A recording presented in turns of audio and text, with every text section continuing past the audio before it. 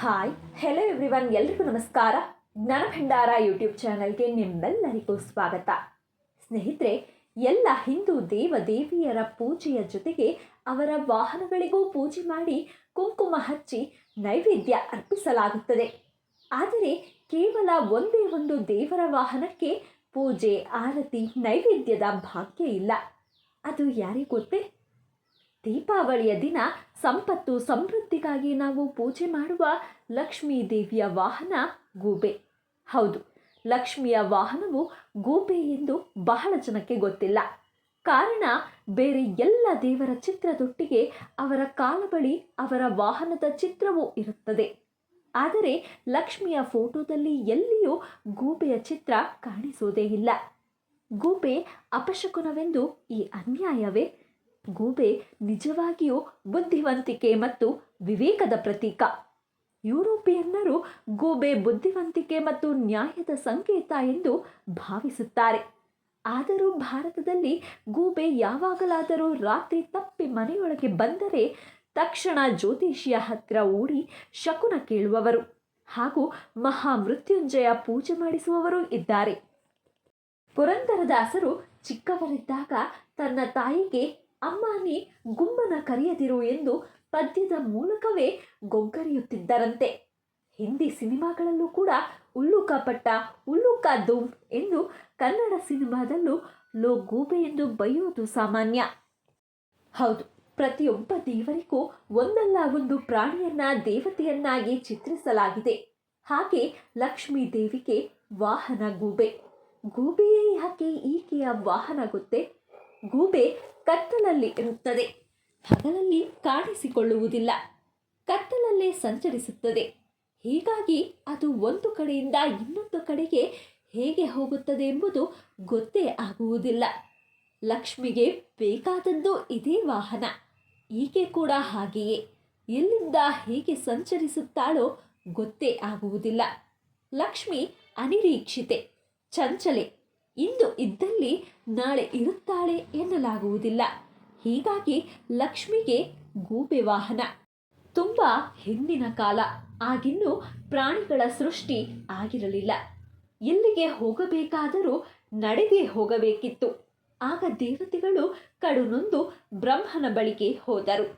ನಡೆದೇ ಹೋಗಬೇಕಾದ ತಮ್ಮ ಬವಣೆಯನ್ನು ವಿವರಿಸಿದರು. ಏನು ಮಾಡುವುದು ಎಂದು ಬ್ರಹ್ಮನಿಗೂ ಗೊತ್ತಾಗಲಿಲ್ಲ. ಏನು ಮಾಡೋಣ ದೇವಿ ಎಂದು ಶಾರದೆಯನ್ನ ಕೇಳಿದ. ಜ್ಞಾನದ ಅಧಿದೇವತೆಯಾದ ಆಕೆ ಹೇಳಿದಳು, ನೀವು ಪ್ರಾಣಿಗಳನ್ನು ಸೃಷ್ಟಿ ಮಾಡಿ, ಅವುಗಳು ವಾಹನಗಳಾಗಲಿ. ಹಾಗೆ ಮುದ್ದು ಮಾಡುವುದಕ್ಕೂ ಅವು ಒದಗುವಂತಿರಲಿ. ಹಾಗೆ ಬ್ರಹ್ಮ ಪ್ರಾಣಿಗಳನ್ನು ಸೃಷ್ಟಿಸಿದ. ಅವುಗಳಲ್ಲಿ ಒಂದೊಂದು ದೇವತೆಯ ವಾಹನಗಳಾದವು. ಹೀಗೆ ಲಕ್ಷ್ಮಿಗೆ ಬಂದದ್ದು ಗೂಬೆ. ಬ್ರಹ್ಮನಿಗೆ ಹಂಸ, ಮಹಾವಿಷ್ಣುವಿಗೆ ಗರುಡ, ಯಮನಿಗೆ ಮಹಿಷ, ಗಣಪತಿಗೆ ಇಲಿ, ಶಿವನಿಗೆ ನಂದಿ, ಪಾರ್ವತಿಗೆ ಸಿಂಹ, ಷಣ್ಮುಖನಿಗೆ ನವಿಲು, ಶನಿಗೆ ಕಾಗೆ, ಹೀಗೆ ಇತ್ಯಾದಿ. ಗೂಬೆಯನ್ನ ಸ್ಥಿತಿ ಪ್ರಜ್ಞಾ ಎಂದು ಕರೆಯಲಾಗುತ್ತದೆ. ಅಂದರೆ ಅಚಲ ನಿರ್ಧಾರವನ್ನ ಹೊಂದಿರುವುದು ಎಂದರ್ಥ. ಯಾಕಂದರೆ ಅದರ ದೊಡ್ಡ ದುಂಡಗಿನ ಕಣ್ಣುಗಳು ಕೇಂದ್ರೀಕೃತವಾಗಿರುತ್ತವೆ ಮತ್ತು ಚಲಿಸುವುದಿಲ್ಲ. ಆದ್ದರಿಂದ ಇದು ಏಕಾಗ್ರತೆಯನ್ನ, ಜ್ಞಾನವನ್ನ ಮತ್ತು ಬುದ್ಧಿವಂತಿಕೆಯನ್ನ ಪ್ರತಿನಿಧಿಸುತ್ತದೆ. ಸಂಪತ್ತಿನ ದೇವತೆಯ ಜೊತೆಯಲ್ಲಿ ಗೂಬೆ ಸಂಪತ್ತನ್ನ ಗಳಿಸುವ ಬುದ್ಧಿವಂತಿಕೆಯನ್ನ ಸೂಚಿಸುತ್ತದೆ. ಮತ್ತೊಂದೆಡೆ ಗೂಬೆ ಲಕ್ಷ್ಮೀ ದೇವಿಯ ವಿರುದ್ಧವಾದ ಅಲಕ್ಷ್ಮಿಯನ್ನ, ಅಂದರೆ ಲಕ್ಷ್ಮೀ ದೇವಿಯ ಸಹೋದರಿಯನ್ನ ಸಹ ಪ್ರತಿನಿಧಿಸುತ್ತದೆ. ಲಕ್ಷ್ಮೀ ದೇವಿಯು ಬುದ್ಧಿವಂತಿಕೆ, ಅದೃಷ್ಟ, ಸಂಪತ್ತು, ಆರೋಗ್ಯ ಮತ್ತು ಸಮೃದ್ಧಿಯನ್ನ ಪ್ರತಿನಿಧಿಸಿದರೆ, ಅಲಕ್ಷ್ಮೀ ದೇವಿಯು ದಾರಿದ್ರ್ಯ, ಬಡತನ, ಕಲಹ, ಜಗಳ, ಹೋರಾಟ, ದುರಾದೃಷ್ಟ ಇತ್ಯಾದಿಗಳನ್ನು ಪ್ರತಿನಿಧಿಸುತ್ತಾಳೆ. ಗೂಬೆಯು ವಾಹನವಾಗಿ ಲಕ್ಷ್ಮಿಯನ್ನ ಕೂರಿಸಿಕೊಂಡಾಗ ಬುದ್ಧಿವಂತಿಕೆ ಮತ್ತು ಜ್ಞಾನವನ್ನ ಪ್ರತಿನಿಧಿಸುತ್ತಾಳೆ. ಗೂಬೆಯು ಒಂದು ವೇಳೆ ಅಲಕ್ಷ್ಮಿಯೊಂದಿಗೆ ಪ್ರಯಾಣಿಸಿದರೆ ಅದು ಸಂಪತ್ತನ್ನ ಬುದ್ಧಿವಂತಿಕೆಯಿಂದ ಬಳಸಲು ಎಚ್ಚರ ನೀಡುತ್ತದೆ. ಹಾಗೆ ಸಂಪತ್ತು ಎಲ್ಲೋ ಕಳೆದು ಹೋಗುತ್ತಿದೆ ಎನ್ನುವುದನ್ನು ಸೂಚಿಸುತ್ತದೆ. ಆದ್ದರಿಂದ ಅನೇಕ ಪ್ರಸಿದ್ಧ ಕಂಪನಿಗಳು ತಮ್ಮ ಲೋಗೋದಲ್ಲಿ ಗೂಬೆಯನ್ನು ಬಳಸುವುದರಲ್ಲಿ ಆಶ್ಚರ್ಯವೇನಿಲ್ಲ. ಕೆಲವು ನಂಬಿಕೆಗಳು ಗೂಬೆಯನ್ನು ಅಶುಭವೆಂದು ಹೇಳಿದರೆ ಇನ್ನು ಕೆಲವರು ಗೂಬೆಯನ್ನು ಸಂಪತ್ತಿನ ಸಂಕೇತವೆಂದು ನಂಬುತ್ತಾರೆ. ಆದ್ದರಿಂದ ಗೂಬೆಯನ್ನು ತಮ್ಮ ವ್ಯವಹಾರದ ಅಥವಾ ಕಂಪನಿಯ ಲೋಗೋವಾಗಿ ಬಳಸುತ್ತಾರೆ. ಲಕ್ಷ್ಮೀದೇವಿಯ ಆಶೀರ್ವಾದವನ್ನು ಪಡೆಯುವ ಸಲುವಾಗಿ ಗೂಬೆಯನ್ನು ಒಲಿಸಿಕೊಳ್ಳುವುದು ಕೂಡ ಶುಭವೆಂದು ಪರಿಗಣಿಸಲಾಗಿದೆ. ಗೂಬೆಯ ಶುಭ ದೃಷ್ಟಿಯು ನಮ್ಮ ಮೇಲೆ ಬಿದ್ದರೆ ಅದನ್ನು ಶುಭವೆಂದು ಹೇಳಲಾಗುತ್ತದೆ. ಗೂಬೆಯ ಶುಭ ದೃಷ್ಟಿ ಪಡೆಯುವುದು ಹೇಗೆ ಅನ್ನೋದನ್ನು ಕಂಪ್ಲೀಟಾಗಿ ನೋಡೋಣ. ಆದರೆ ಅದಕ್ಕೂ ಮುನ್ನ ಜ್ಞಾನ ಭಂಡಾರಕ್ಕೆ ನಿಮ್ಮ ಬೆಂಬಲವಿರಲಿ.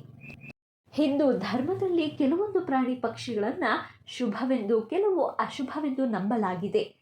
ನವಿಲು, ನಂದಿ, ಆನೆ ಸೇರಿದಂತೆ ದೇವರ ವಾಹನಗಳಾದ ಪ್ರಾಣಿ ಪಕ್ಷಿಗಳನ್ನು ನೋಡುವುದು, ಅವುಗಳ ಫೋಟೋವನ್ನು ಮನೆಯಲ್ಲಿ ಇರಿಸಿಕೊಳ್ಳೋದು ಮನೆಗೆ ಶ್ರೇಯಸ್ಸು ಎಂದು ನಂಬಲಾಗಿದೆ. ಹಾಗಾದರೆ ಲಕ್ಷ್ಮಿಯ ವಾಹನ ಗೂಬೆಯ ಫೋಟೋವನ್ನು ಮನೆಯಲ್ಲಿ ಇಟ್ಟುಕೊಳ್ಳಬಹುದೇ ಎಂಬ ಪ್ರಶ್ನೆ ಕಾಡುವುದು ಸಹಜ. ಗೂಬೆಯನ್ನು ಲಕ್ಷ್ಮಿಯ ವಾಹನವೆಂದು ಪರಿಗಣಿಸಲಾಗಿದೆ. ವಾಸ್ತು ಪ್ರಕಾರ ಗೂಬೆ ಕೂಡ ಪವಿತ್ರ. ಆದ್ದರಿಂದ ಅನೇಕ ಜನರು ತಮ್ಮ ಮನೆ ಮತ್ತು ಕಚೇರಿಯಲ್ಲಿ ಗೂಬೆಯ ಫೋಟೋ ಅಥವಾ ಪ್ರತಿಮೆಯನ್ನು ಇಡ್ತಾರೆ. ಕಟ್ಟಡಗಳು ಮತ್ತು ಕಚೇರಿಗಳಲ್ಲಿ ಧನಾತ್ಮಕ ಶಕ್ತಿಯನ್ನು ಆಕರ್ಷಿಸಲು ವಾಸ್ತು ನಿಯಮಗಳನ್ನು ಅನುಸರಿಸಬೇಕು. ಹಣವನ್ನು ಯಾವ ಸ್ಥಳದಲ್ಲಿ ಇರಿಸುತ್ತೀರೋ ಆ ಸ್ಥಳದಲ್ಲಿ ಗೂಬೆಯ ಚಿತ್ರ ಇಡಬೇಕು. ಇದನ್ನು ಮನೆಯಲ್ಲೂ ಇಡಬಹುದು ಅಥವಾ ಕಚೇರಿಯಲ್ಲೂ ಕೂಡ ಇಡಬಹುದು. ಪ್ರದೋಷ್ ಅವಧಿಯಲ್ಲಿ ಈ ಚಿತ್ರವನ್ನು ಹಣ ಇಡುವ ಸ್ಥಳದಲ್ಲಿ ಅಥವಾ ಹಣದ ಮೇಲೆ ಇಡಿ. ಇದು ವರ್ಷದುದ್ದಕ್ಕೂ ಆದಾಯವನ್ನು ಮತ್ತು ಸಂಪತ್ತನ್ನು ಹೆಚ್ಚಿಸಲು ಸಹಾಯ ಮಾಡುತ್ತದೆ. ಮನೆಯಲ್ಲಿ ಗೂಬೆಯ ಫೋಟೋ ಇದ್ದರೆ ಮನೆಗೆ ಬೀಳುವ ದೃಷ್ಟಿಯನ್ನು ತಡೆಯುತ್ತದೆ. ನಕಾರಾತ್ಮಕ ಶಕ್ತಿ ಹರಡದಂತೆ ತಡೆಯುತ್ತದೆ. ಮನೆಯಲ್ಲಿ ಸಂತೋಷ ತುಂಬಿರುತ್ತದೆ. ಗೂಬೆಯ ಫೋಟೋ ಎಲ್ಲರಿಗೂ ಕಾಣುವಂತೆ ಮನೆಯಲ್ಲಿ ಇಡಬೇಕು. ಮನೆಯ ಮುಂಬಾಗಿಲಿನಿಂದ ಕಾಣುವಂತೆ ಇಡುವುದು ತುಂಬಾ ಒಳ್ಳೆಯದು. ಕುಟುಂಬದ ಫೋಟೋ ಬಳಿ ಕೂಡ ಗೂಬೆಯ ಪ್ರತಿಮೆ ಇಡಬಹುದು.